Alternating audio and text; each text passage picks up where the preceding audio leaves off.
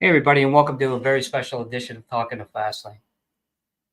Well, back in the late 90s and early 2000s, there was a change coming to the music industry. Digital streaming was going to be the thing of the future, and we saw it happening back then. And with the 2008 introduction of Spotify, we saw streaming even take another step. And it's totally changed the business and has changed the business model for artists, for listeners, forever. So tonight, we discuss digital versus physical. Me being an old school guy, I prefer the physical, but I also like pieces of the digital.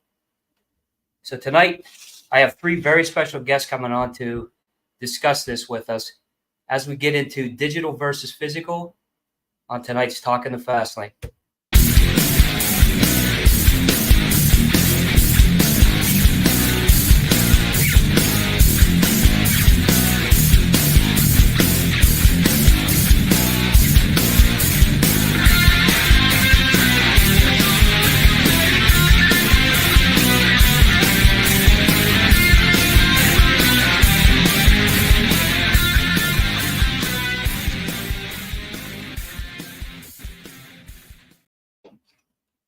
Well, digital versus physical. It's one of the main topics in the music industry nowadays. Whether you like physical, whether you like digital, or you like a combination of both, it looks like digital obviously is here to stay. It's a nice system. You're able to get in there, listen immediately, and I enjoy that piece of it. But what I do miss is opening up that physical booklet, the smell, reading the lyric sheets, the first time listening to the music and knowing that, hey, I'm one of the first ones to have this physical copy and I put it in. It's a whole new experience. And it's an experience that a lot of people and most people coming up now will never get a chance to experience. So tonight we're here to discuss digital versus physical. And I want to introduce the esteemed cast, let's put it that way. First off, the lead vocalist of Playhouse. This guy is a regular on the show. His insight and the things that he does for this business, for this show, is incredible. He's a great guy to work with. One of my favorite people to work with. I want to welcome Peter Cat, lead vocalist of Playhouse. Pete, how are you, my friend? How are you, John? Let's go, bro. Good to see you, So man. so excited to be here again. Amazing talking with Fastlane. Favorite show. Let's get this on. Let's share our views. That's it, man. Hey, we love having you on. I got to always tell you, Thanks, brother. open invite. Thanks, brother. Appreciate it. Next guy I want to introduce. This guy's the founder, guitarist of Corners of Sanctuary. One of the hardest working musicians that I've ever been around. This guy is the consummate professional. I love having him on the show. His insight is incredible. I want to welcome Mick Michaels, Corners of Sanctuary. Mick, welcome to the show, man. Hey, John, how are you, man? Thanks for having me on. Love having you, man. Appreciate I always it. love seeing that wall of fame behind you too. Every time you come on, it's a perfect introduction. Yeah. What's up, Nick? That's it. What's up, brother? Hey, how you doing, Peter? I'm doing good, brother. Thanks for Good. asking. Good. So next up, this guy is the dangerous man. To say that he's a friend is an understatement. And we got to become friends 4 or 5 years ago. It seems like we've been friends for a lifetime. I want to introduce my man, Dangerous Doug Franklin. Doug-O, welcome to the show, brother. Man, it's good to see you guys once again. Yeah, we got a good topic tonight. We were discussing backstage. Digital versus physical, guys. So let's get right into it. I love a little bit of both of them, and I think that's a good mix. But that physical piece, when you actually get to open up that CD or that vinyl, and you get to experience, the full artwork and because really that's what it is. It's almost like taking the sheet off of Picasso for the first time. That's kind of like what it reminds me of because it's new, it's fresh, and you really get deep into the experience of the music. Let me ask you guys first. how do you listen to music nowadays? I mean, what's the way that you prefer to listen? And I'll go with Pete first. At the moment, only thing I listen to mostly, I would say 95% is YouTube. It's just easier for me. It's simple to use. It has a couple of, um, disadvantages where if you listen to YouTube, you can't actually go to something else on your phone or whatever device you're using. So you have to stay on the channel. It's kind of hard to rewind apart when you listen to something at, 20 seconds early. It's a bit hard to get to that point again. But yeah, I mean, it's YouTube. And once in a while, I still put on the CD. And that's good. Take it away. And I feel the same about YouTube. And I know you guys will feel the same way. You know, I like to put something on when I'm cutting grass. You know, I got the headphones in. I could just, go away and listen to some good stuff. But then I got to hear those commercials, which drive me crazy. I know you guys all have to feel the same way about that. But I'm a YouTube guy too. And I have been listening to Spotify a little bit more because of, like Doug said backstage, a little more consistency. But let's go with Mick. Mick, what's the favorite way for you to listen to music nowadays? I'm Sirius XM guy. So I use that. I have it in my vehicle, and I have it on my phone. I use YouTube as well, but I don't use YouTube to like I would use Sirius XM. I do it more as just kind of like go down the rabbit hole type of thing. And I still listen to CDs, and my vehicle has a CD player and it has a cassette player, so I still kind of pull out my cassettes. And I hobby with vinyl just because I love the sound and just that, like I'll pick an album and literally just kind of like you were talking about, just kind of going through the sleep and everything, even though I may have read it 1,000 times, but it's just that kind of thing. But I don't do Spotify. I'm not a fan of Spotify. Never was. I'm not a digital downloader, like I was saying backstage, but and I don't know. And I actually had a conversation with somebody once about it. Like, I don't know, is Sirius XM kind of considered the same thing as Spotify? I'm not downloading anything. I'm just listening to whatever they put on. I just kind of, have my favorite stations and stuff like that. And then they have different things at times, but so I don't know, but that's primarily what I'm doing right now. That's a fine line, and I love Sirius too, Sirius XM, because obviously Hair Nation and Ozzy's Boneyard and stations like that is what I mainly listen to. But I think what the difference to me here is the fact that when you're listening to the digital piece, when you're listening to Sirius and you're listening to the physical, say it vinyl or CD, there's different experiences there. I think with Sirius, you get in there and you get the DJ piece of it, which kind of like takes you back, and that's what you're missing as far as Spotify and some of these other ones. And the vinyl piece, like we discussed, the overall appeal of it is, like I said, that smell and putting that vinyl on, like you said, Mick, because there's no sound like it, crisp, pure. It just, it just does something. So how about you, Duggo? What's your preference nowadays in listening? Well, first of all, I haven't had a CD player in a vehicle probably for 4 or 5 years, so that kind of narrows down where I go. Sirius XM, was a fan of it. In the last couple of years, just my musical tastes have gone more with the music I support, which is independent, and they're not represented on XM as much. So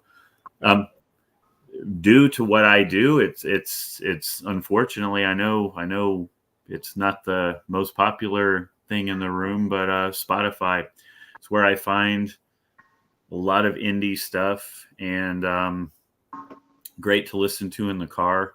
Of course, my new love, of course, is Wild Dogs Radio, and not just because I'm involved with them, but I get why Spotify is bad. I mean, the system to me is just wrong. The people that create the music are the ones that should be benefiting the most, the way I look at it. And obviously it's not that way. Totally agree. Totally agree. You know, and what's, you know, you're like me too, Doug. I'm always looking for that indie stuff, you know, and it's been like that for 30 years. I mean, just looking for, hey, I don't want to hear the mainstream guys all the time that are saturated everywhere that, you know, everybody's listening to. I want to find the new guys. I want to find the guys that are up and coming, that are working just as hard as what these big guys are, but just don't have the financial or, you know, push behind them. And yes, you can find that on Spotify. And like you said, Doug, you know, seeing these guys, you know, at that level being put on there with you know, the bigger bands, and thinking that, man, you know, they're sitting on there, but they're not getting any type of push behind them. And it's really sad, you know, that state of music, but it's always been that way. And that's the shame about this, you know, that there's bands that are down here that you know are just as good. But man, they just don't get the push, man. Kind of funny. We get into our 50s before I really, truly realize what the underground scene truly means. And we're part of that, you know? That's right. That's right. It's a great thing though. I mean, to have that piece in this business where you could go and listen to that kind of music and enjoy it just as much as if you were listening to a big name station playing just, you know, all the originals, you know, all the classics that we've heard a billion times before. But I want to take us, you know, to a next step, guys. You know, like Doug said, you know, he listens to Spotify. That's his preference and everything. But is the digital revolution, you know, as we see it right now, is it keeping the listener's attention the way the classic physical albums did? In your opinion, guys? I mean, are people still glued in the way that they were? Or is it just more like, hey, you know, we're going to listen to this band for, you know, a week, and then all of a sudden we're moving on to something else? Is that the way you feel as far as digital music, or is there another opinion that you have? I'll go with Mick on that one. I definitely think that one, there's a definitely on an artist perspective, there's an oversaturation, especially since COVID. It's just, you know, you get 1 million uploads a month now, or more than that. I think at least Spotify claims, and that's just Spotify, not the other digital platforms. So, I mean, that's like everybody that has a Casio keyboard now and some recording device, their phone, their laptop, whatever, they put music out. So I definitely don't think, well, that the days, I mean, that's easy. The days of the album are gone, and singles are back to, you know, the one-offs. And so you never get a big depth of artists when you're doing that kind of listening, when you jump around. I mean, like, albums just don't have the same appeal to people, whether it's a time restraint or, listen, if you're listening, you're listening. And so I don't really see that as an excuse, even though people use it as an excuse. Oh, we don't have the time to listen to an album or invest this much time. But that's not the case, because there's still all these artists that are investing time into writing, you know, 10, 12 songs, whatever it is. But I definitely think that people have a wider range of artists that they'll listen to, but I don't think that they're the type of fans that were around, you know, in the 60s, 70s, and 80s, early 90s, those type of fans. I don't think it's the same type of fan. I think it's a little bit more finicky. I think it's they pick and choose what they like from this artist. And you know, when you become a fan of an artist, not to say that everything they do is 100%, but you're in the high 90s of what you're liking. There's something that you like that they do, not just that, oh, well, I can dance to that song and the other 14 I can't, type of thing. Right. You know? Right. And there was a connection too back then, and I think that's one of the things that's missing. You know, the fact that when you opened up that album or that CD and you saw these guys, and you could put a name to the face and know, hey, this guy's the lead vocalist. So when I go and see him live, I know a little bit about. You kind of felt that connection back then, and nowadays, the connection has to go through social media, unless you're physically at a concert and you can interact with these artists. And I think that's one of the big things nowadays is how that piece of it has switched, that connection piece. I think fans desire more of a connection with the artist physically, or reaching out to them on Facebook and they respond. And I think that's one of the big changes I think that's come from the digital heavy music that we're hearing nowadays. What do you think on that, Duggo? As far as, do you think it's keeping the attention like it used to? Or no? That's hard to answer in a way, but I mean, Right. Initially my answer is absolutely, because the society as a whole has changed. We used to hang out at the mall and hang out at the record store and wait for that place to open, because you knew the next the brand new Kiss album was dropping on Friday after, or Friday, and you were there to grab it. People don't Right. do that anymore. People don't really even associate with each other anymore. Everything's done on their device or their phone or whatever. So Right. it's the whole Good point. mindset is different. So it's hard to even compare to what it was like when we were kids, That's right. I think we just have a major detachment that, I don't know. It's really hard to sit here and go, wow, we just didn't do this as kids. We waited out in line for 2 days before concert tickets went on sale. Now you don't even have to. You just click, boom. There's your That's tickets. it. Right. Right. So it's just, society is different. Us older guys, it's just kind of getting harder for us to wrap our minds around it. But I can say everybody loves, and we all go back to even before the CD. You get a cassette, Right? You and I know, John, you were probably like me. It didn't even make it home. You unwrap that bad boy right in the store, usually, or on your way out. Right. The smell, the million time folding out and reading the lyrics and all that. It's just, that feeling is gone. I actually miss that. Agreed. Then you've got the vinyl, which unfortunately I was cassette and CD guy back in the day, and I don't even own any kind of device to play albums on, even though I do own some vinyl. It's not a lot, but that's kind of my answer. No, that's a great answer. There's not that, you mentioned, standing out in line, and I remember that too, obviously, for the tickets, and and buying that CD when it first came out. Like, I remember when, we went to Camelot Music in Monroeville Mall, and I got the first Skid Row album was on one side of the wall, and Warrant was on the other side, with Dirty Rotten. And, you're looking at both of them, and I'll never forget that time. But what was cool about it is you got to interact with those fans too, Yes. because you knew that you were on that same level. And it was the same with the concert tickets. And I think that's one thing that the hard rock and metal genre has always kept, was the fact that when you go to a concert and you have like this shirt on or any of the other shirts, you're with family, because somebody can say, "Hey, cool shirt, man." It feels like a family reunion at a show.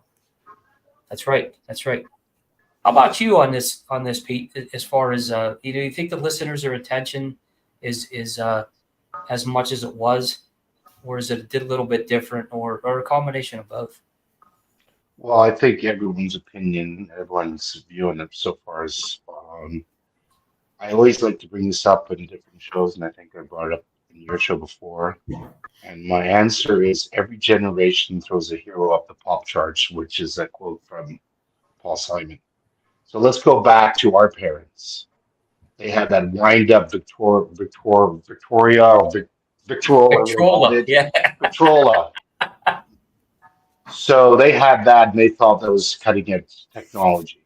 Right. And then the electric record player comes out, and us kids are freaking out. And they'll be, oh, but in our days we had to wind up our records.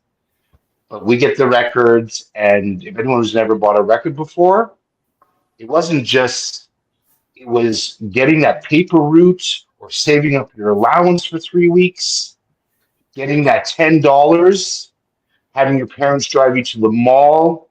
Now you're buying one record. You know what record you're getting, but you're in a record store with thousands of records, and you're looking through everything, but you know exactly what you came for. And you get that new Kiss record, and the smell of the plastic in that whole record store, the wrapping. You take that record home, and before you even undo the plastic, you'd be turning it over and looking at both sides, then taking off the plastic and that smell. And you take off the sleeve, and you put on the record, and you make sure you have the sleeve ready in your hand before you even start the record, so you're going to have the lyrics ready at the same time as the record playing. Right. It was such an experience for us. And there was a story. There was a beginning, a middle, and end. And we would go through that story with the artists, regardless if we liked it or not. But it would be a full arc, a full story. And then you'd have such an experience with that. But then comes MTV, which brings it to the next level. Right now you have more access to your artists. You get to see what they're doing. Is that the visual that goes with the song? And then from there, you get magazines become more popular. You get to see more insight into these bands' daily lives, where they're doing, what they're doing. But yet, it's still a fantasy. It's still very far from your reach. Right.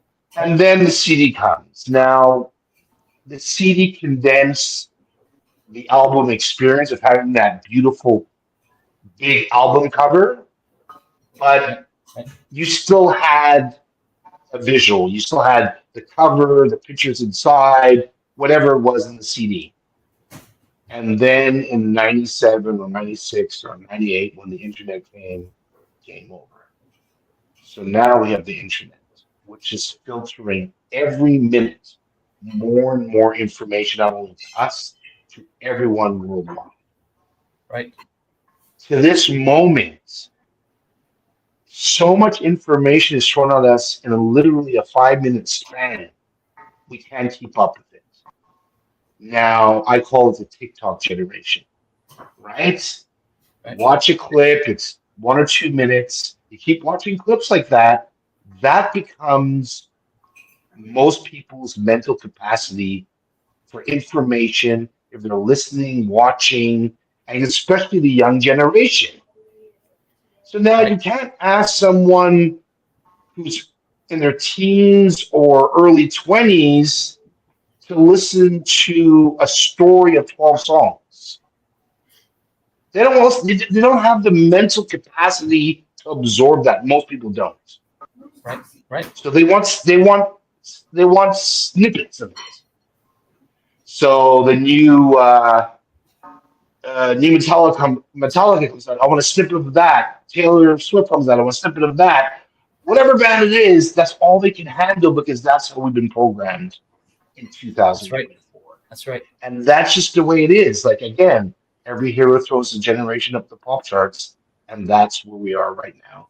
And for me, it is unfortunate because if I could just take a couple of those kids back to the 80s, when I went through that whole experience of walking to a record store and getting home, like I just explained, right? It's just, I feel so grateful and blessed that I went through that, to be honest. Agreed. Very well put, Pete. Very well put. Yeah, because I remember one of my favorite experiences was that Kiss Alive 1 album. You know, when we got it. I remember it was at Ames. You know, my dad was in the car with us. My brother's opening it up. But Kiss had that smell of their, you know, that every time you opened up that album, whether it would be the cards that you bought. Remember they had the collector cards. Yeah. Everything smelled the same. The originals had bubble gum in them. Right. Yes. Right. So that was the that was the experience, and it is. It's sad that listening for a minute is what you're consuming out of a song when that artist puts sometimes years into writing that. You're Yep. listening to somebody's emotions and their thoughts and how they felt at that time period, and you're translating that into an art form. And for somebody to listen to it for 1 minute it's really a slap in the face to that artist, in my opinion. And But I believe, sorry, no, go ahead, Pete. No, I believe Mick put it the best. If there's a million people putting out stuff a day or a month, that's Right. probably a day. They don't need to listen to more than a minute of your stuff because they have a million other options, right? right? It's sad. It's overwhelming. It's like you said, saturated. And guys, is the digital platform? This is my next question. Is the digital platform that we have today? You think that's gonna be similar to what we will see 10 to 20 years from now? In your opinion? Because with all these changes, I mean, you look at the way it went from cassettes, vinyl to cassettes to CDs to digital, and now the digital, you're starting to see, like you said, the TikTok pieces where we're seeing 1 minute things. I mean, what do you guys, I know that's a tough question, but do you think we'll see this same structure? Well, look at what you said about Universal. I mean, I saw the article today and I was like, there's just no controlling this whole AI situation. There's no boundaries. There's no policing it. It's just, it's already out of control, and it's literally, if it was an hour, at the first 30 seconds of it. I think we're going into a very scary place. But my brother-in-law, who's an analyst, said to me, that's what he does. He's an analyst to see trends, not musical trends, but trends in general. He said in 30 years from now, an artist that is purely playing for real will be one of the most sought after commodities because everything else will be computerized. So to see a real musician play is going to be like, you're going to be real rock gods, he says. That's cool to hear. Yeah. That really is. That really is. What do you think, Mick, as far as do you think we're going to see something similar to this 10 years from now, or do you think there's going to be something that's going to be a little different? I think that the digital, like you said early on, I think the digital platforms, they're here to stay. They're going to keep revamping, and they're going to keep revamping simply for the money aspect, the financial aspect, right? It was either today or earlier this week. Deezer just cut out, I don't know, 30,000 tracks that they had in their catalogs of artists, and they're going to be cutting more. It may have been more than that at their first cut, but like tracks that aren't getting a certain amount of streams and tracks that don't level up to a certain quality standard, and whatever that is, right? Someone has decided, some human has decided, well, this is not up to a certain standard. What is that standard? Spotify is already kind of doing that now with their new, if your track does not get 1,000 streams within a 12-month period, calendar year, so you could be shy of 2 streams, you get no revenue. The revenue that you would make on that is then redistributed and cut up between the top 10% tier of artists. So that means indie artists are literally making money for people like Taylor Swift and Metallica and all that. And listen, I'm not naive. I realize they don't need my $3. But the point is, it's principle, right? Then you have the CEO saying that, these things aren't that difficult to do, or that doesn't cost that much. Well, listen, that's irrelative to the point whether the artist has enough money and they want to create music, or they're, working and touring to record that one album each year or whatever. It doesn't make a difference. But I do think the platforms are going to still be there. They're just going to get swallowed up, and it's only going to be 1 or 2. But I think for indie bands like Doug was saying, like that underground, if that underground still exists, well, then we're in it. Like I play venues and clubs and bars and things like that. That's the underground. It still exists. It's unfortunate that it's not as lucrative as it once was, and it's not as populated as it once was. But with everything, it's a circle, right? I mean, physical media is actually coming back, including cassette tapes. Now, they only make up maybe about 1% share of the market, but really, if you focus on that, whatever that 1% is you could make a living out of it. Maybe you may not make a fortune, but you could make a living as a musician, and you could, how you decide to make that living and what that living constitutes in your life, that's up to you. That's, again, not relative to the situation. But for bands like me, that our goal really is to play out and sell merch at the shows. Without that, we don't really there is no outlet, because, I mean, we're on Spotify and all these other platforms, but I never really see a check from anything, and I don't get anything at all from it. And I don't want to talk too much out of school, but record labels now are the ones that are pushing all that. They're killing. They're a factory now of just signing everybody, anybody, just so they could populate their digital stream catalog, so their numbers increase. It's not to help the artist; it's actually to help their pocket, so they can pay for the use of these platforms. And they're not doing anything for the artists. And if they are going to do something for the artists now, they charge them. They charge additional. You put in this much, you put in this much. Well, how do I know? How do I know that you're really putting that in? So I don't think it's going anywhere. I think that it's up to indie artists to keep pushing physical material as much as you can. And like I said backstage, I had an issue with Spotify earlier this year where one of my tracks was taken down, and it was doing really well. It was on a good number of playlists, but some curator at some playlist somewhere in the world just went against Spotify's criteria. And because of that, my song, including a bunch of other songs, were then taken off of Spotify. We lost everything and all that, and it was like, and there was nothing we could do about it. Now, we did fight it.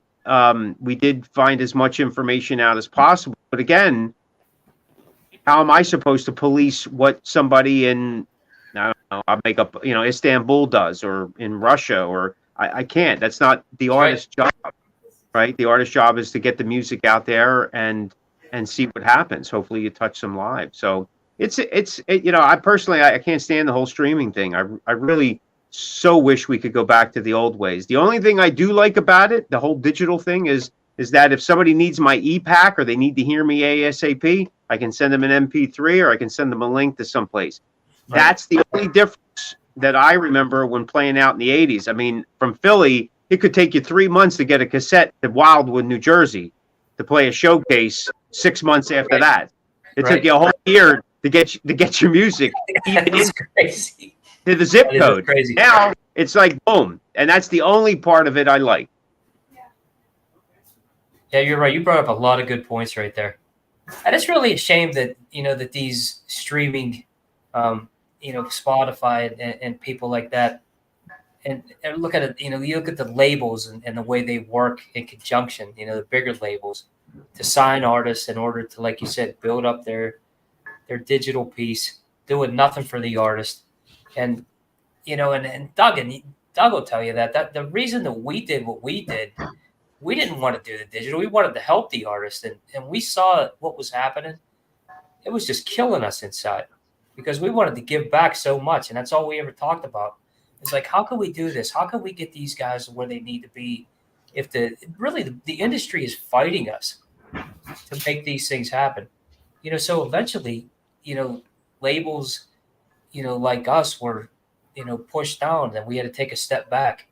We're rejuvenating it now because we see, we have more insight this time, and now we know how to fight back a little bit. But I think the way that this is going to change is if artists and labels and guys like at our level unite and not beat each other up over everything and nitpick every little thing.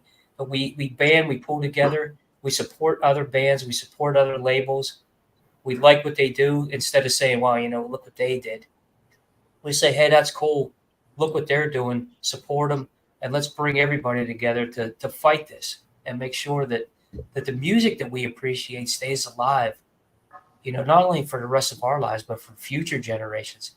Because, younger kids are coming to the shows now and they are seeing what this magic's about. And that's the beauty of this. So you made a lot of good points there, Mick. Definitely did. So we talked about that universal thing that Pete brought up, and I wanted to give a shout out to Heather Shallow Point because she posted that today, and I said I got to get this on the show because it was perfect. But the title of the article is Universal Music has signed a deal to train artificial intelligence to make ultra high fidelity vocal models of artists signed to the label. So we talked about this backstage, guys, and to me, it's really a crime when you hear this. Now, I'm going to go to Pete, and I want to talk to Mick after that because, we're looking at guys, that have gone into the studio that continue to make this great music, and uniqueness of not only your vocals, Pete, but Mick and a sound of Corners of Sanctuary, which is very unique, very, they got the old school classic sound. How does that make you guys feel when you hear something like this? If you were a universal artist, Pete, and they're going to say, look, we're going to take Peter Katz's voice and we're going to throw it into AI, how does that make you feel? I'm going to be totally honest with you. I'm having a lot of trouble stomaching AI. Right. Sorry for the bad language, but what's the fucking point? Why are we doing this if a robot can do it? Like, what is the point at all? And it's scary because we've tried a few AI things, just not on our music. It just, my brother, when he first brought it up with me a year ago, we typed in 3 words: bad sister, weed, and dysfunctional. And within 10 seconds, the most amazing lyrics came out of AI. I couldn't believe it. I was blown away. And I was like, I literally threw my phone at him. I said, delete that off my phone. I don't want to know about it. It's such early stages, John. I feel so emotional about it. Right. I'm finding it very hard to understand why we would do it. Doesn't that defeat the whole point? Unless kids, that's what they want. But doesn't that defeat everything about art? Isn't art supposed to be an emotional, personal experience that you are able, if you choose to, share with the world? So that's my opinion. Is AI good to cure cancer? Hell yeah. Is AI good to help with disease and famine? Hell yeah. If it's actually being used for the right purposes, right, and helping the right people, of course, then I'm all down for it. But when it comes to art, music, poetry, painting, whatever your art may be, to me, it totally doesn't make sense and it defeats the point.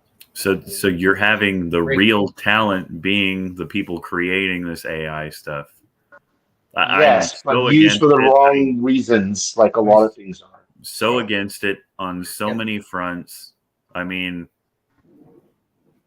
but again, like I mentioned before, I mean, that's where we are as society, is everything is friggin' fake. That's the way I That's look right. at it. I know there's people that will fight for this stuff and say how great it is, but not for Well, me. they're already winning that war. It's just we're gonna have to fall into line at some point, or like the movies, we will become the resistance. So that's Literally. Right. kind of where it is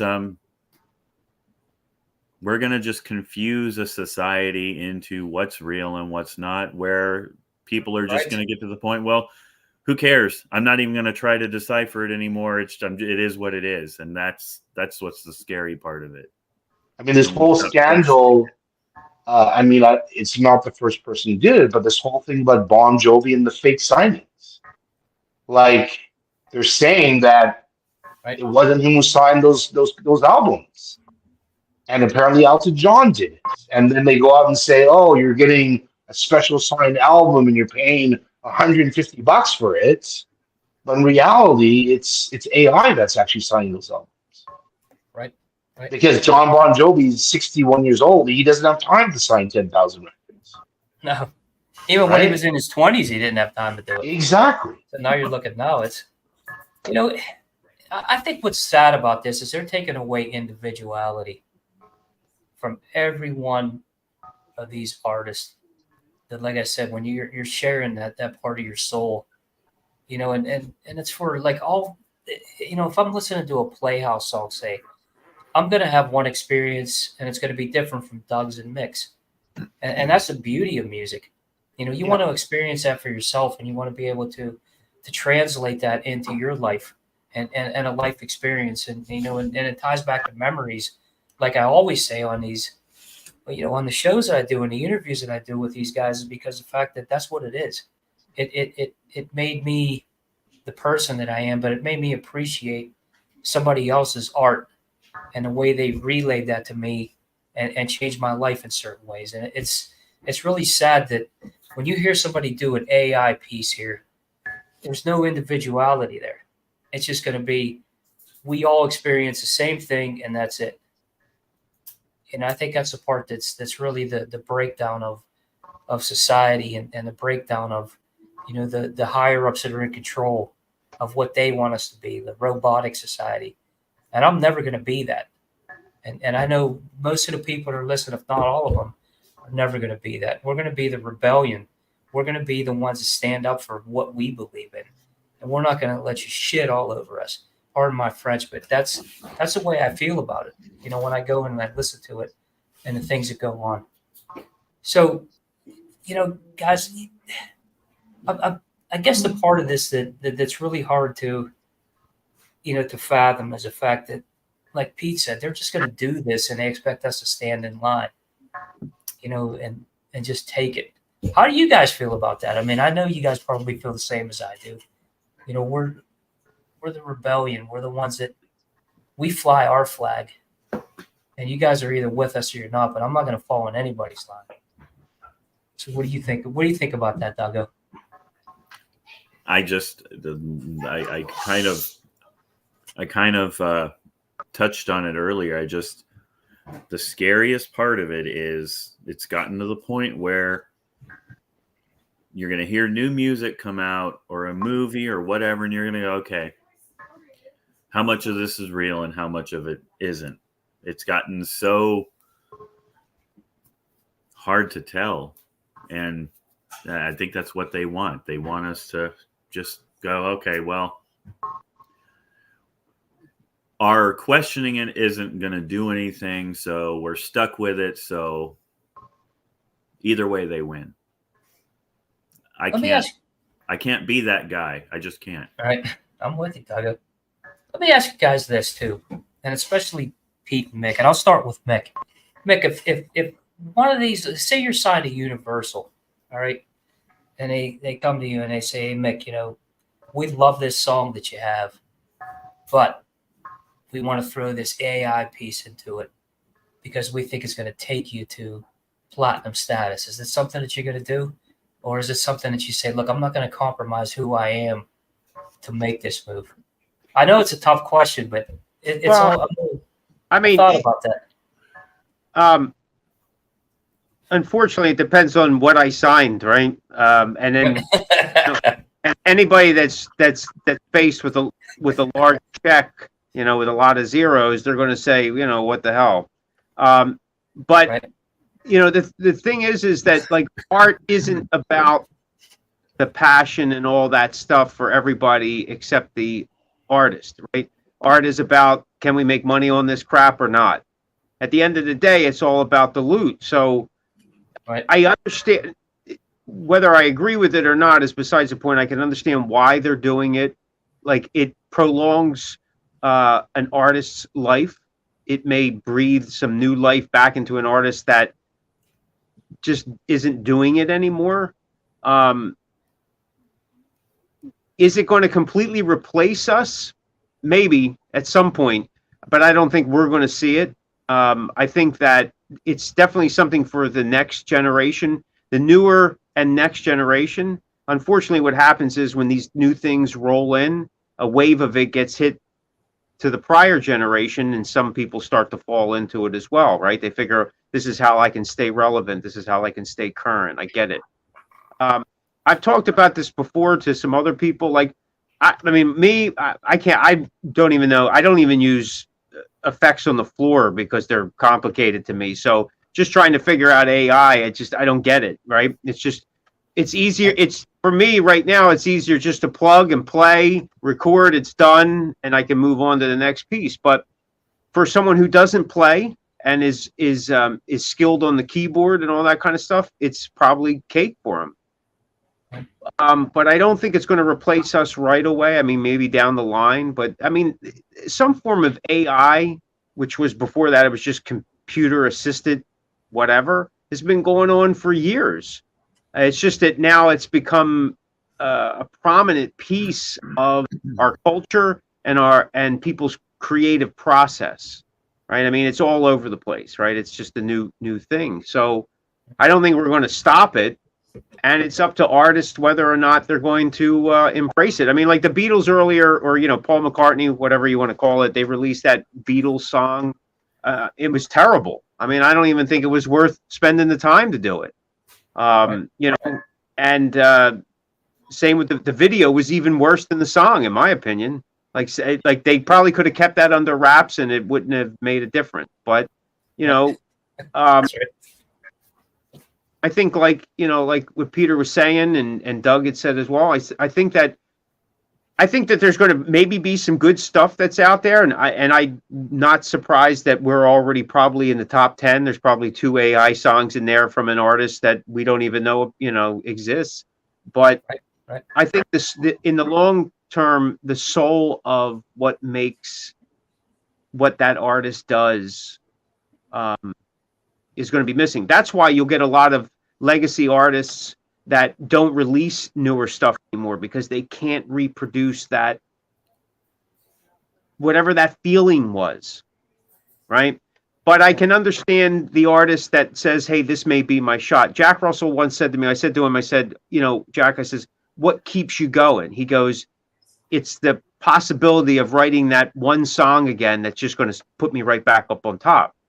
Right. So if you've been schlocking around for the last 25 years and you're not doing it, and someone comes to you and go, look, here's a check, and here's some guy that can help you with AI to write that next song to put you back on, I mean, what are you going to do? Some of these guys may say, hey, you know, thankfully I'm not there yet, because I'm still writing and recording. I've been fortunate enough for that, but no, I don't know. I mean, what are you going to do? It is. It's a fine line too. It's And a Pete, fine I'm sure line. you'd feel the same way. You know, if they came to you and said, "Hey, you know, we're going to do this, and here's the check." It's tough to pass up. I mean, I'm going to be quite honest with you. I would take that check in a heartbeat. Right. I mean, you know, like Mick, we've probably both been playing the club since we're in our teens, right? And when you got that many shows and tours behind you and records you've made with your band or other bands, and you haven't experienced the level of success of, say, a Metallica or a Bon Jovi, or, you know, in our situation, my situation, I'd be, yeah, go ahead. But they can never take away me sitting with my guitar or my piano coming up with that song. They can never take that away from me. That moment where I sparked that song off. It's like in the early '80s, the Beatles catalog was up for sale, and there were two major people bidding for it. It was Michael Jackson and Paul McCartney, and Michael Jackson won the bidding, and he bought the catalog. And in a private conversation, Michael Jackson asked Paul McCartney, "Why didn't you outbid me? You could afford to." And he said, "I'm not going to pay more for songs that I wrote because I wrote them already, so you can have them."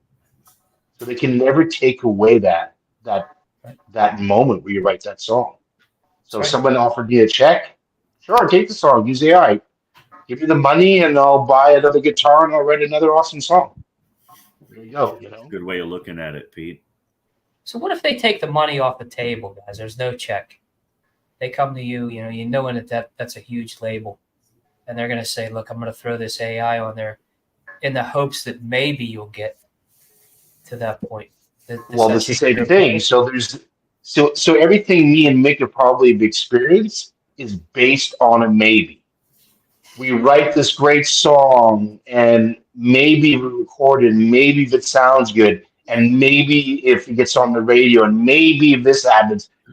There's so many fucking maybes in this industry. So if they come to me and say, there's no money, but maybe this will happen, sure. If it's Sony or Universal, that kind of big corporation can bring light to my other music and my personal or my band's career. I'm not going to fight Goliath at this moment, Right.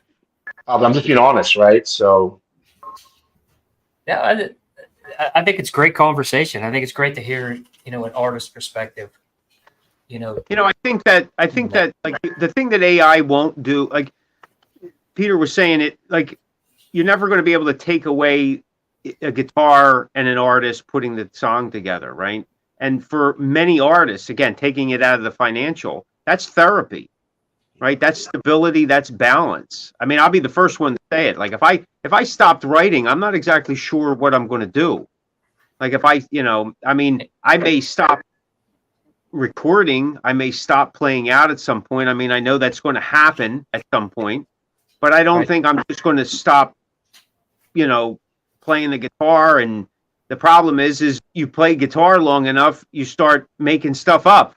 So, exactly. And that's therapy, right? And there's something about that AI is not going to be able to do. Sure, they're going to be able to do it, but there's some input that they're already taking from. Yes. It's not it's not necessarily the spirit of the human, right? It's the letter of the law, not the spirit of the law that they're and it's nothing but a reproduce, of it. So it's already out there. YouTube's filled with it. There's stuff that says, Judas Priest-esque sounding AI material or Iron Maiden stuff. And it's like, well, it doesn't really sound like it because, again, how much can you actually copy someone's style when they're playing naturally, right? And now if you think about it, you go back to a lot of those old albums, especially Zeppelin, they weren't done with clicker tracks.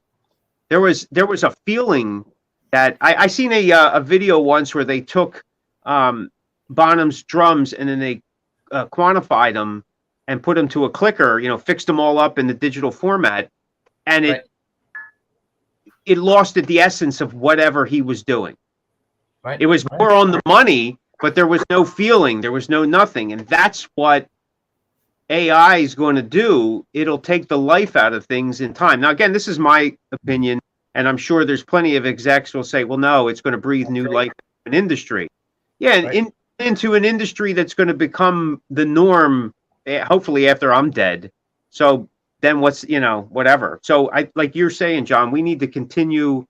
And this is the same thing with bands. If you're going to fight the streaming and the digital, if we stop complaining about it and stop fighting each other and go back to the days when we shared crowds and shared promotion and shared the scene and shared the stage rather than the big fish in little pond mentality. And I understand why it exists, because nowadays you got 5 venues in the area and you got 65,000 bands trying to play those 5 venues every Saturday night. Right.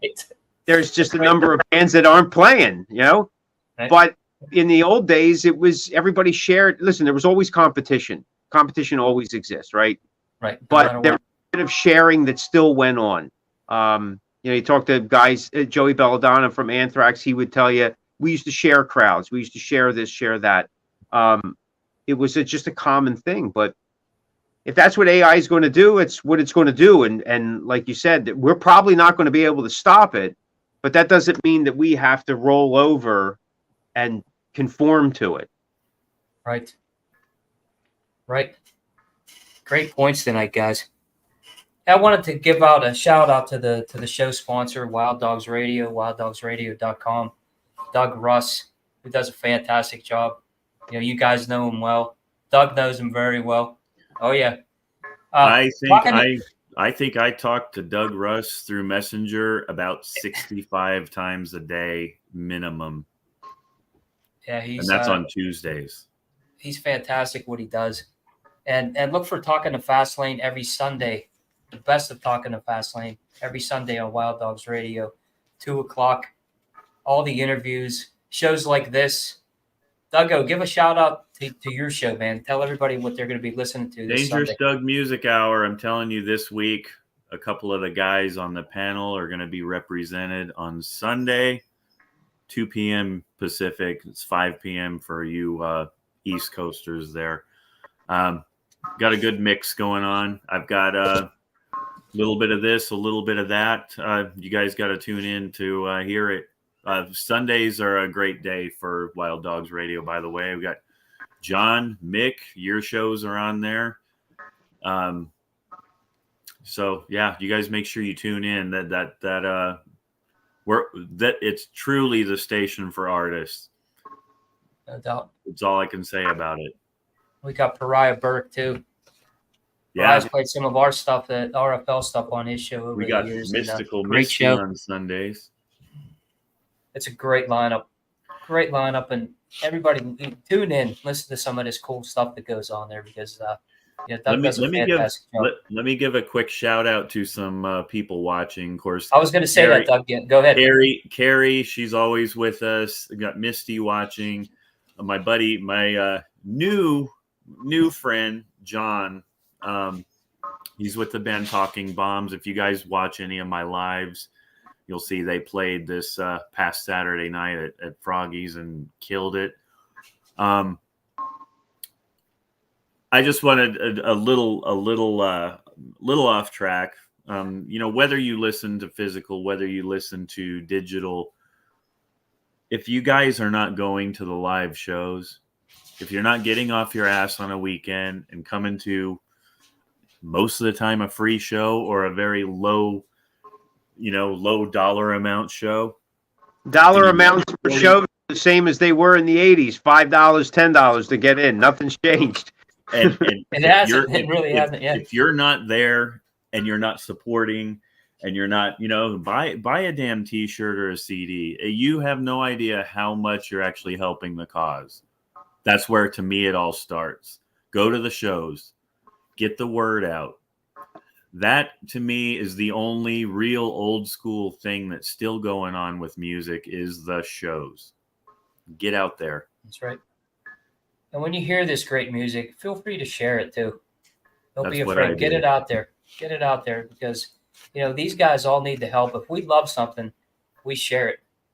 And Doug and I have done that for years now. If I find something, I send it to him.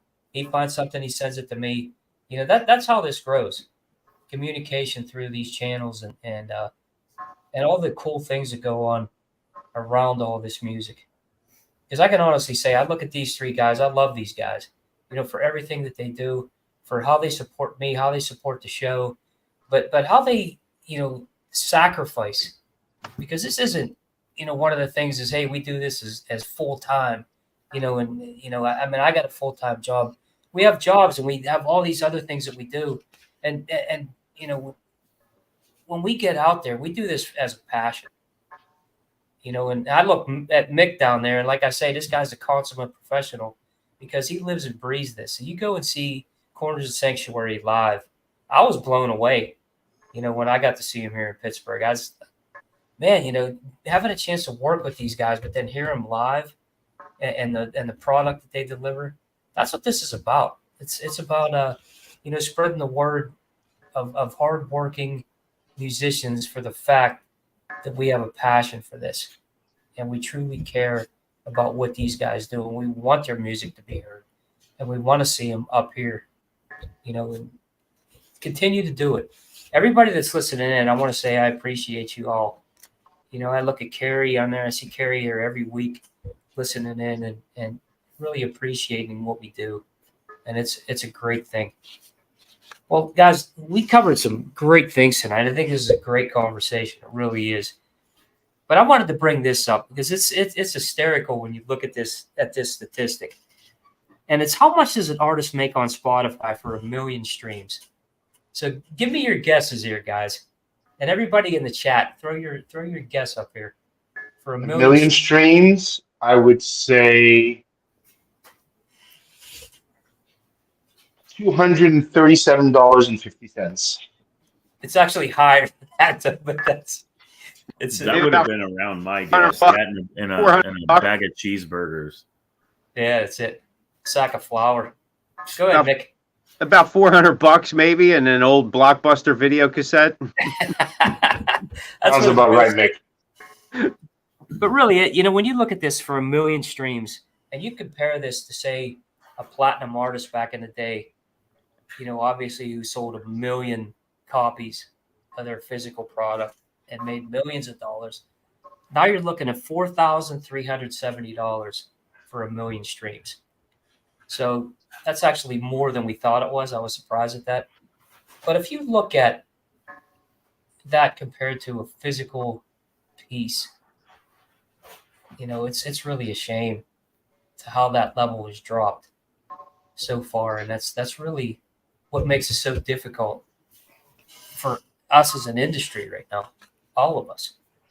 Well, there's two sides to that coin. In 1999, the music industry, the record companies made $39 billion in 1999, and apparently of that $39 billion, like 2% were going to the artist, 2-3%. So someone was pissed off, and it was either people listening to music or people making music, and that's when file sharing obviously took on like wildfire. So there was, even though, yes, it was a different format, the record companies were still making literally most of all the pie.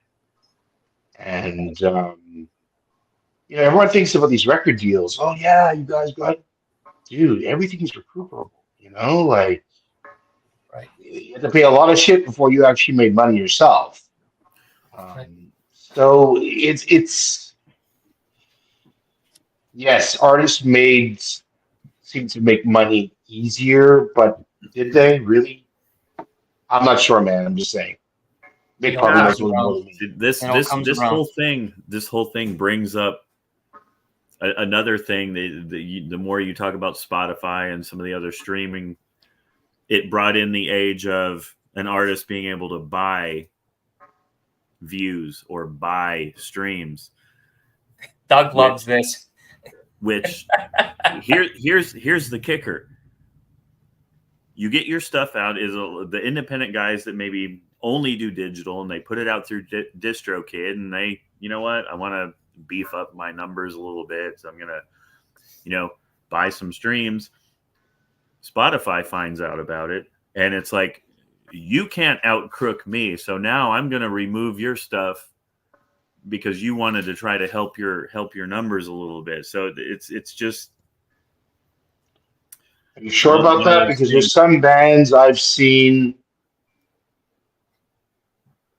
It just doesn't make sense, man. I won't name some of the bands. Some of the bands you actually know, Doug. I know. But I mean, you have 60,000 people in 2 days that like your video, and there's 19 likes, like a thumb up, but you have 60,000 video. I mean, right away you're like, dude, you bought all those likes, you bought all those views. I mean, yeah, John and I used to talk about this a lot. Privately is Right. It's a dead giveaway. He's like, hey, I had 100,000 views, and then you have 15 reactions and 6 likes. Yeah. Like, those numbers kind of don't add up, do they? But you know what? Some promoters and some people don't give a shit. They see the 60,000 and they book your band anyway. Exactly. So, It's like, what are those? What do I do? What do I do? This promoter won't touch me because I don't have enough of a presence. that's what it is. They will not touch you. You don't have enough views. So, and they're not checking. They're not looking. They see, okay, they go to your YouTube page or whatever. They're like, wow, 60,000 views. They're not studying it. They're just going, 60,000, book them. Yep. Right. Oh, they bring in 8 people in a crowd. I know Mick's got a lot to say about this one. I mean, it's total BS, right? But it's no different than what the labels have been doing all the time. I mean, look, the Beatles' first, couple albums, or the 45s or whatever the hell they were, their producer and manager were buying them all up, right? Yeah. Right? It was no different than, in the 70s when they paid radio stations to play, whatever, or, and then they got the extra benefits from this, that, or the other thing. Right. I'm not saying it's right or wrong, but it's part of the industry. I mean, even Van Halen paid to be on their first tour, their first major tour. Yeah. And the thing is 5, 6, 10 years ago, it was taboo, right? And if you talked about it, it was a bad thing. Now everybody wears it on their sleeve. Every band and their mother buys on tours now, and it's expected.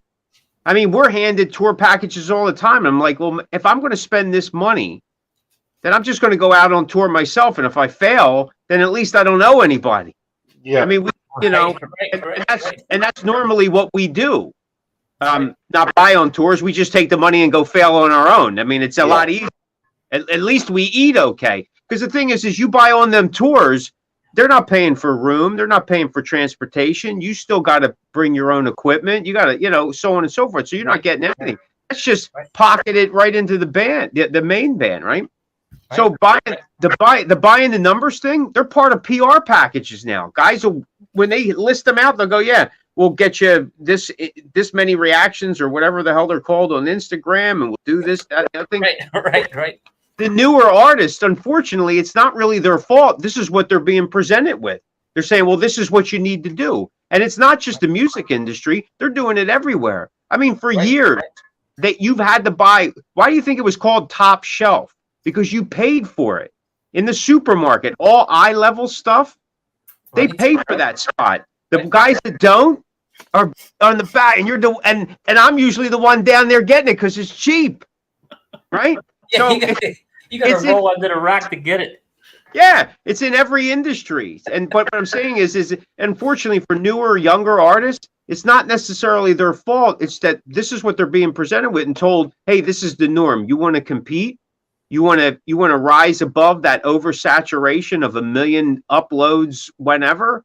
Well, this is your opportunity just to push the limit just a little bit. But at the end of the day, if you're not taking it out to the people, if you're not taking your music out and playing, and if your laptops weren't charged, well, then it isn't going to work for you in long term, right? I totally agree with you, Mick. Totally. Right. Spot on. I actually had a situation recently with a really big band. They really tried to blackmail us, and it got to the point of I got sick the night before the show for real. It wasn't one of those go fuck yourselves. But man, what a nightmare. They're supposed to be this huge band touring the world, and I'm getting threatening emails like on the hour from these people, from the promoters, and pay for your spot up front, and because you're already on the bill, right? So they're already advertised, but they want their money before you even hit the stage. And as the weeks were going up, it was like, okay, you're on for 45 minutes. Oh, you're on for 30 minutes. Oh, can we borrow all your gear? Oh, now you're on for 15 minutes. And that 15 minutes is costing us $3,000. It's crazy. And yeah, it's rough out there, man. It is. And that's the It is. thing too, the misconception of, oh, a band's got that kind of money. Oh, sure, yeah. We don't. It's true, Doug. That's the whole thing. And this is the industry, John. We've talked about, we could do a whole series of shows on people that have a full-time job that pays the bills, and basically, unfortunately, to call it, you do the music stuff as a hobby, because God knows you can't can't take a week off of work because you have an opportunity to play a few shows. It just doesn't, the money part of it just doesn't add up. Well, I toured for 21 years, so I paid my dues. Absolutely. I'm not going to go out there again at the moment. And No, but the whole thing is and I was making money back then. misconception that you guys have all this money. Well, they're a band. They must have money. It doesn't work that way. Yeah, it's Bands have to get creative again. Like, so unfortunately for indie bands, and even for some of the more, the C and D tier bands, major bands, because there's all brands are broken down into tiers, right? A is like Judas Priest, and then speaking of metal, and then we work our way down. But right. you got it. The thing is if you're going to stay at this, and like I said, make a living or make a run at it, you need physical sales. Digital sales aren't going to do it for you. I mean, that's what we have to realize. I mean, when iTunes opened it up in like 2010, hey, you can get your song on iTunes. It was like a phenomenal thing. Like, you know what I mean? What we didn't realize is that we were just being thrown into the ocean. And That's we right. were hoping that, we just figured, oh, you're on iTunes. People will go, oh my God, but you couldn't find yourself half the time. You're like, what, where am I? Right, And it's right. what it is now. It's like, now it's like, so what, you're on Spotify, everybody and their mother's mother. And their mother literally on Spotify. Right. Yes, it doesn't make a difference anymore whether you're on or not, if you think about it. Because one of the worst things an artist can hear at the show when you got all your merch there, you guys on Spotify? Yeah, okay. And then they walk away. That's it. That's all I hear, bro. That's all I hear. It's terrible. So If you need to answer no more then, Mick. yeah, so we keep going. Like, what's the point? The point is the thing is labels, and John, I'm not pointing at anybody or doing anything. It's just that this is the industry. Labels don't want to put out physical media anymore. Because it's money that they got to put up front, and they just refuse to do it. So they're going to use other people's money, right? It's the old way of making money, using other people's money. It's a banker's way. Right. So digital is the easiest way for them. So you want to get signed, you want to have, and signing means, what does signing mean anymore? Don't mean anything. The only difference that it makes is it gives you just one leg up over the guy that isn't. So you're not a garage band anymore. You're a band that somebody else took a chance on, but they're not taking a chance. They're not doing anything for you. So, right. And you'll go, well, when am I going to get my CD? Or we don't release discs or albums, and we don't do vinyl, and we don't do this, and we don't do. And I understand because it's costly, but at the same time, we're giving up. We're not giving up our music rights like we used to in the 80s when you signed something, you lost all your publishing and all. Yeah, you own this. Now they have this limited exclusive digital release thing, and it limits you what you could do. So the back to physical piece is all in the band's hands now. Take advantage of it. It's the only way. My last CD, Metal Up, we put out one song on digital. And I said, I'm not releasing anything else. The rest of the CD, it's an extended CD. It's an EP, extended EP. It's got 8 songs on it. We did a pre-order sale. I ran through the first 2 runs of it. And I made more money than I will ever make in any digital format. because now, and it helped me get more CDs. I got T-shirts from it. I was able to get the guys out on the road a number of times because of it. I mean, listen, I'm not breaking bank with it, but I'm using it to fund the next thing that we're trying to do. And that's all that I'm trying to do with it. That was a great album too, Mick, by the way. I thought I'd throw that in there. Well, And that's why you have to do it. That's why you have to do I it. have to do it. That's very interesting you said that, Nick. Thank you for sharing that. My experience, which has been a lot different, and maybe I'm using the wrong model, is that people just laugh at us. What are you talking about? Where am I going to play that CD or that vinyl? Like, literally 90% of our fans have nothing to play it on except on their phone. And that's how they get their music. Right. So, we make physical copies, and yeah, people over 42 or 45 will buy those CDs, but our crowd is still 50-50. So a lot of them just don't have any way of playing these physical copies. No, I get it. Yeah, I understand it. I mean, the old school metalheads, like, some guys just buy because they want that memorabilia. They want that piece. Sure. Whether they listen to it, I don't know. But I understand exactly what you're saying. But in the long run, how do we balance it out, right? I mean, and this is a question that we've been, within my ranks, we've been debating now for the past 8 months. Right. How do we balance it out for, like, if we're not making anything and we have to give up all this to do it, but it doesn't make any difference in the long run, then because we're trying to appease a crowd that may or may not, remember that it may or may not work. Right. Listen, Right. at least I know that when they sell, like when we sell at the merch table, I can take that revenue, as small as it is, but I can add it together with something else and then make something else from it to keep the band going.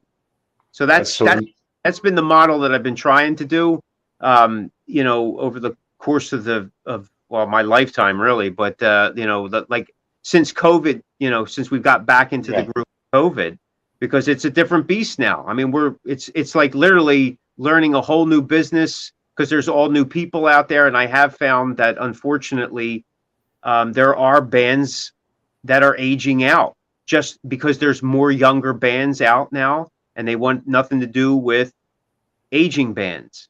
And it's oftentimes it's tough to find the right show, to find the right crowd, to find the right venue, so on and so forth. So, but that's what we're in it for the long haul, and we see what happens.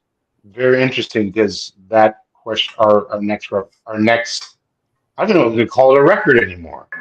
We're calling it an album launch party. Something's going to drop in September. But we had the conversation first with my band, and I talked to the guys on my label, or my future label, or a label that I'm going to be associated with it. And everyone in my band said, what do we need a physical copy? And I kept on going, but what about me holding it and looking at it? And let's make vinyl. And everyone just said no. Not the label, but everyone in my band said no. They said, what are we going to do with these copies? And I couldn't understand, how am I releasing a record if I'm not physically going to have a copy in my hand? It's tough. So now I'm like, I'm going to make 10 CDs for myself, or 10 vinyls just for myself, so I can put it in my apartment. So at least I can fucking actually see what I did. It's a mind fuck, to be honest. It is so weird. Here's Pete talking about. I'll bring up an example of a piece of work that came out in 2022, which to this day is one of the coolest albums I've ever been part of, and I don't even think to this day he's actually listened to the actual CD. No. You never heard the CD yet? No. I haven't even opened it yet. I've never even seen the inside of it. In shrink wrap, it's a collector's item. But that's a personal mental thing with me. I do the same thing. thing. Yeah. I spend time in the studio. I wrote it. I mixed it. I heard it enough times. I'm not going to what am I going to do? I'm going to piss over it if it's not Yeah, right. exactly. I'm already into the next thing. So, Me yeah, too. That's I get the interesting. final mix. I'm like, okay, let's start working on something else. That's Right. interesting. I don't sit because there and wow, look what I did, and Yeah. I'm over it. I'm not over it because That's live we really- play it, but That's Right. really cool. I always thought Pete was just a weirdo, and nah. there's probably more guys out there that do that. Obviously, now mixed that way too. Yeah. I'm gonna work my ass off on this, and see, I don't think I could do Finish it that. up. but the work is that's the magic. It's the work. I guess Almost you every have musician to, I talk to guess says that too. you That's have to that's put the yourself- therapy. It's the you have to therapy. put yourself in the shoes of the fan that's been waiting for this thing to come out. I guess you guys just view it from a whole different thing. Oh, no, I told. We do. Like during the mix process and all that stuff, I get as excited as the fans would, or maybe even more, because I'm hearing it. I've seen the evolution or heard the evolution from Exactly. started out on acoustic guitar, and all of a sudden we're like, that's the magic of music, in my Yeah. opinion. Me I too, 100%. That's right. When I reach that pinnacle, that finished product, I don't need to bask in my glory ego, and I'm on to the next thing, because that's what I'm chasing. That's the therapy. Take Exactly. something and taking nothing and making it into something that's That's it. collaborating with my guys and all that kind of stuff. That's the magic. And then I want to get up on stage and I want to play that live for a group of people. That's where I want to be. Like, listen, think about this. Traveling musicians, long before there was a recording thing, they just traveled from city to city, town to town. They played their music. They got a free meal. Maybe they banged a couple people, did whatever they had to do, moved on to the next thing. They didn't care about, most of them didn't have merch. What merch? What's merch? Right? Here's my shirt. You want my shirt? There you go. Yeah. Right. All that recording and all that stuff, that's the industry thing. Like, really, our job is to write music and go out and perform it. Yeah. And we could continue to do that, and there's plenty of bands that do it. Like I talked about backstage, there's tribute and covered acts that are playing all the time, and they're making killer money for whatever you like. They don't record. These guys don't even stress about stuff. They don't worry about, I gotta worry about this. I want to come up with a hook that does this and does that. Nah. So it's possible, isn't it? Like, we don't need streaming services to do this as an artist. We don't need to record to do this as an artist. They're all extra pieces. And in today's society, like with the industry, the artist has to wear 500 different hats. He has to be a marketing guy, a press guy, an artist, like a painting artist or whatever. He has to understand computers. He has to understand social media. Plus he has to record, and he has to play, and he has to be a booker, and he has to be a tour manager, and so on and so forth. You see what I mean? Right. Well said, bro. Well said. No doubt. More power No doubt. to you. To us, more power to us. Absolutely, Hey, guys, bro. In closing out the show, I want to bring this up. I'm going to add this to the stage. I want everybody to see what the payouts are here. This is 2024 music streaming and who pays the best. So take a look at some of these stats. So if you look, YouTube's at the bottom. It's just, when you look at this and you look at what a physical CD or a physical album used to sell for, it's really just, it's mind-boggling to think that this is where we're at right now. People love that instant gratification, and that's really what this has come down to. And we covered so many points about that tonight, but this is just, just to show everybody where it's at. So you're basically saying, let's end the show on a depressing note. That's it. I just wanted to cover it to say, Wow. look, this is where we're at, and this is what we're discussing. But it's the Okay. fact that Physical. You sell 30 CDs at $10, you make $300. It may take you a little. Maybe it takes you 8 months to get that $300. You ain't going to do that $300 in 8 months on digital. You just said it. 1 million streams get you $4,000. By the time I make 1 million streams, I'm dead. That's You're right. right. That's what it comes down to.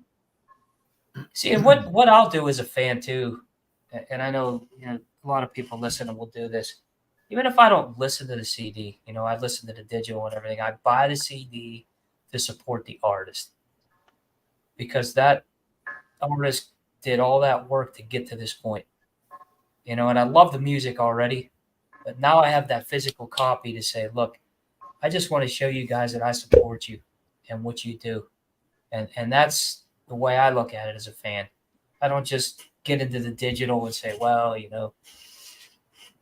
is what it is. But, that's what we're saying here is in order to keep this alive and the hard work that these guys and girls put into this, we need to support in any way that we can. Doug said it, go to the shows, You buy got the to. merchandise, right? And things that they do.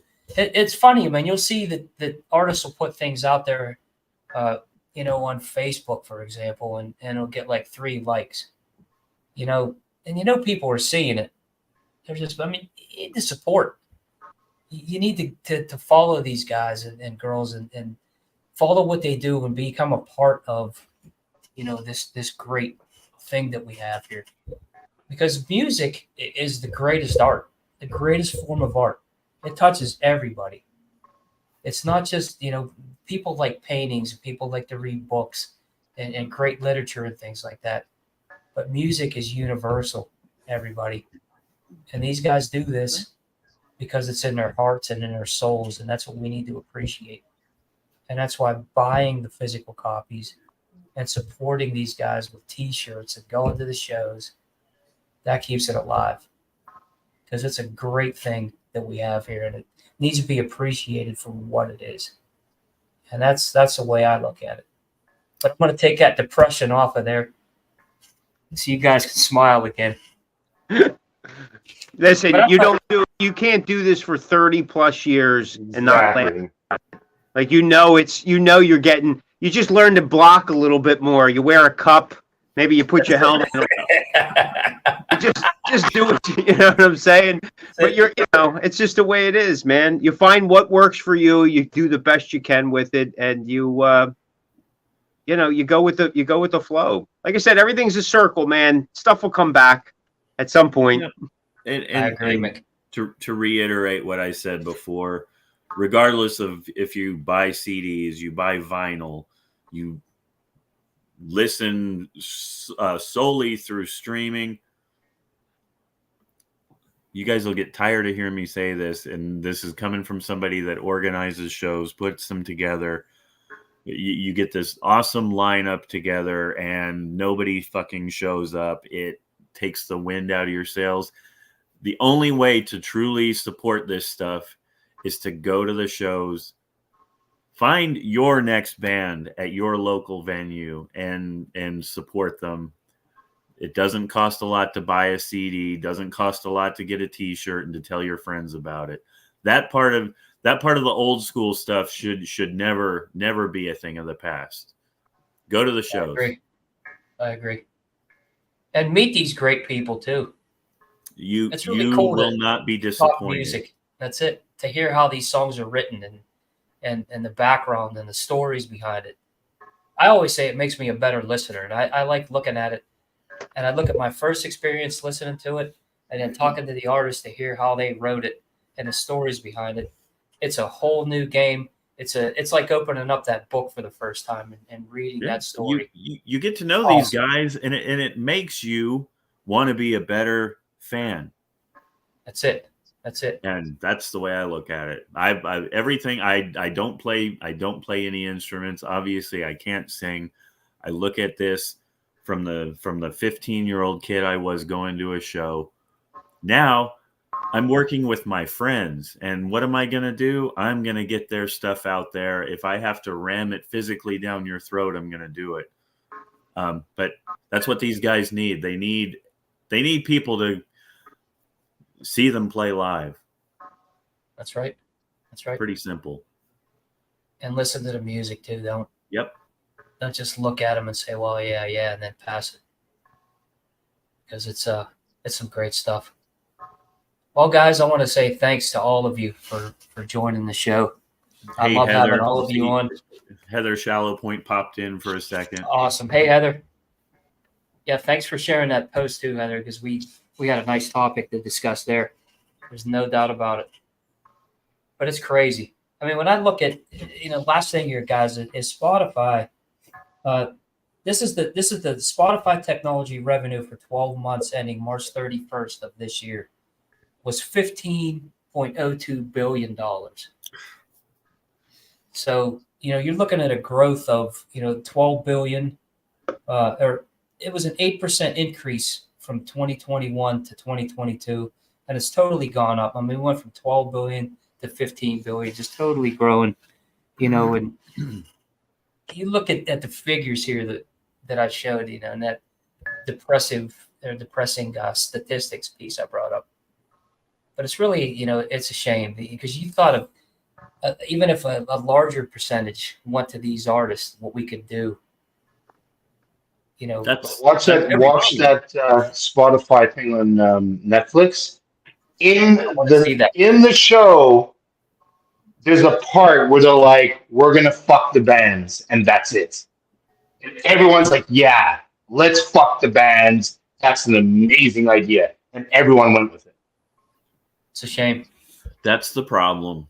That is the problem. That's the system has to somehow change and be more geared towards the people that are creating this stuff. That's right. Yeah, because if they didn't create anything, then Spotify goes right down the tubes.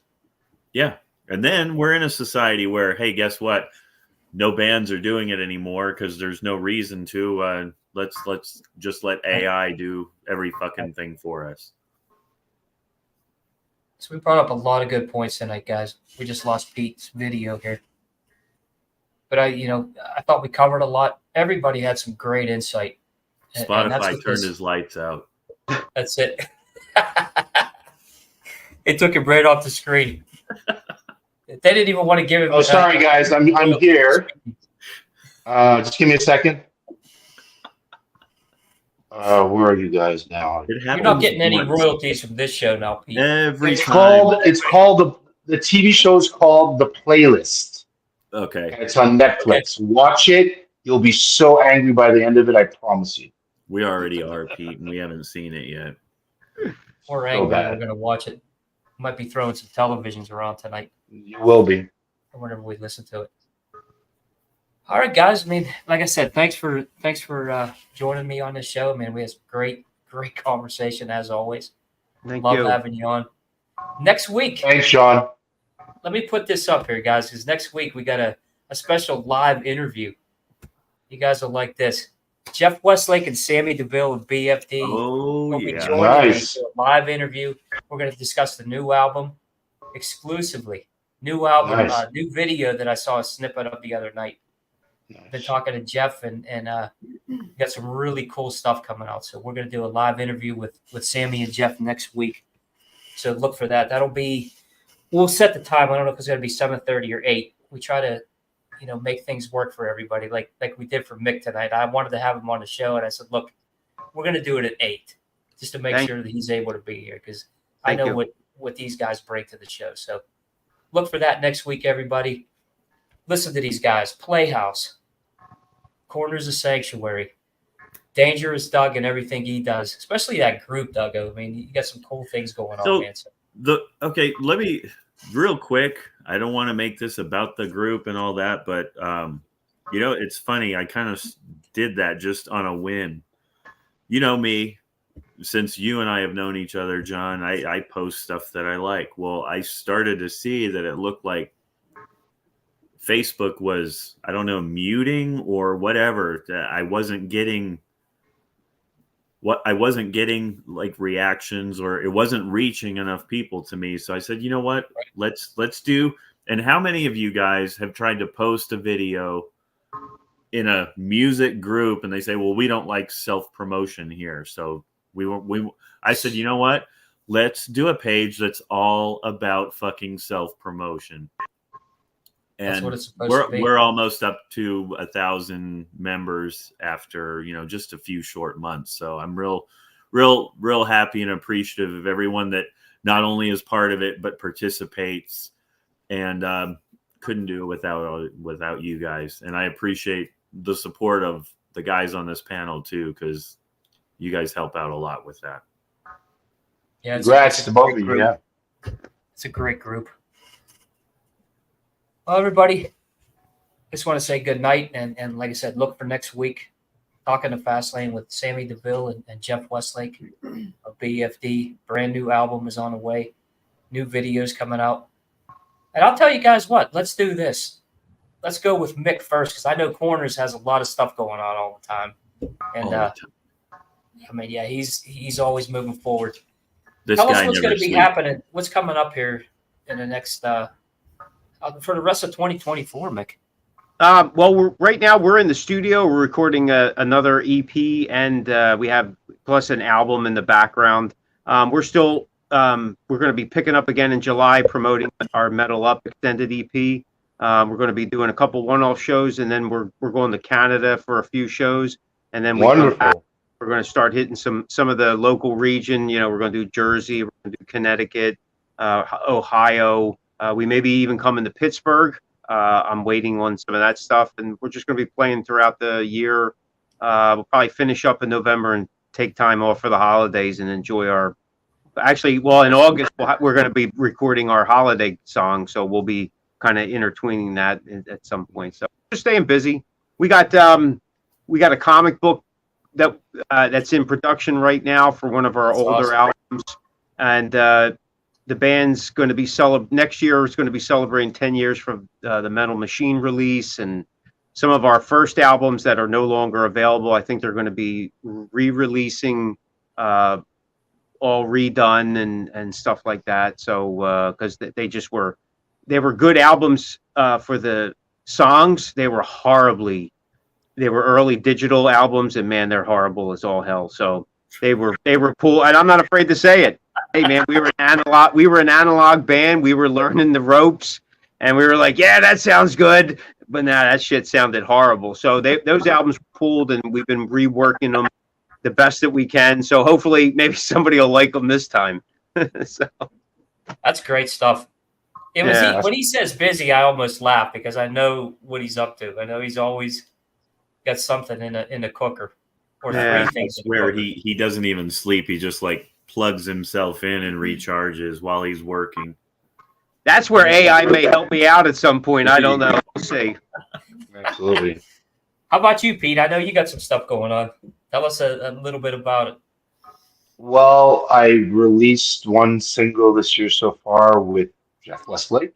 Devil Shine. Devil Shine, great song. Project we call Devil Shine. And that actually took off pretty well. The second single is scheduled for next month, I think, which is going to be called Suffocate. And Playhouse, the band that I've been in officially this month for 37 years. We're releasing our new EP. I believe what I've been told, with some label called RFL or something like that, something RFL Entertainment. Not too sure. I'm talking to these two guys. I don't know if you know them, Doug and John. Anyways, this would be our second go around with these guys. We're still in negotiation. We're releasing in September our new EP called The Broken and the Damned, which is sounds pretty cool. I can't really tell, but so far so good. Sounds real cool. And I'll be doing my first solo album EP with the first single being released on Halloween Day called Vampires. Nice. Yeah, so that's all that's going on. And we're doing our album launch party on the 21st of September in Montreal. And it will be announced, but everyone know PJ from Fozzy and that other band. What's that other band he's in? PJ. Oh, that band. That will be announced. Playhouse and that band soon. Nice. For November. So you got that will be announced. That's great. Not much going on for Pete then. No. He's kind of laying it low. Yeah. Well, That's Sam, And just speaking on the Devil Shine project, we'll with Peter being and Westlake obviously also being always busy. The timeline of all that, we'll keep you guys posted on the Devil Shine stuff. It's I'm not saying it's taken the back seat to what these guys got going on, but it's just the timing of it all. We'll let you know when we know more. Perfect. Thanks for letting me know. yeah. I think You gotta your watch him, I'm stuff- telling you. Your stuff's done already. I think, Pete, isn't The it? playoff stuff is being mixed as we speak. Yeah. We should have the first mixes next week or the week after. So we'll hear what it sounds like, man. Good to hear that, man. Better not suck. Yeah, I'll throw you to the digital wolves. It's, but we already know what the quality is going to be. But What's up? yeah, look for some announcements coming up. We got some things going on behind the scenes and teased a little bit, but Way behind the scenes, we keep it quiet. which is hard for We me wanna to pounce. do. You guys know that. I'm surprised you haven't announced it yet. I'll Like I still said, never forget that. I'll like put something out there and immediately within like 3 minutes, John hits me up on Messenger. Take that post down. We're not. You're saying too much. I said too much already tonight. I'm probably gonna be having messages come in tonight. His Maybe even from Trickster themselves. You never know. what I love about Doug is his enthusiasm, because that's the way I was when I first started. I mean, you get excited about things that are coming out, and it's great stories though, because that's a reason that I love working with you, because you have that enthusiasm. Well, and I Exactly. hope it rubs off on people, because I don't take a lot of credit. I don't think I do anything amazing. I just think that I do, as a fan, what I feel, and if it rubs off on somebody, then fucking A. That's the Awesome. way it's supposed to be. All right, guys, great show tonight. Thank you, John. Thank you. Mick, Thank you nice guys for talking joining. to you. Doug, always a Love you pleasure. guys, man. You guys are the best. Thank you, guys. Next week, Jeff Westlake and Sammy DeVille, BFD. Want to thank Doug Russ, WildDogsRadio.com. Is he talking to Fastlane? Best of Talking to Fastlane every Sunday at 2:00. And some other Cosmic great Voice. shows. Two guys here, Cosmic Voice, Vic Michaels. Duggo, give him your shout out, man. Dangerous Doug Music Hour, 2 p.m. Pacific. This week, good show, as usual. I think you'll be hearing some Playhouse at COS. Don't forget, I need shout outs from you fellas. Yep, you got that coming.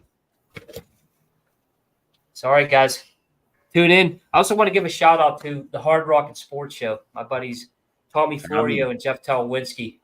Their show's tomorrow night, 7 p.m. I believe Tommy starts it. Great sports talk and metal talk, music, baseball. I mean, it's just everything that these guys bring to the show. You know, I enjoy them so much. They're huge supporters of this show. But I want to thank everybody for tuning in again. Talking to Fastlane next week. We'll be looking at 7:30. Jeff Westlake and Sammy DeVille of BFD. Guys, great show. Thanks for joining, and the best from Talking to Fastlane. See you next week. Peace. Good night. Thank you.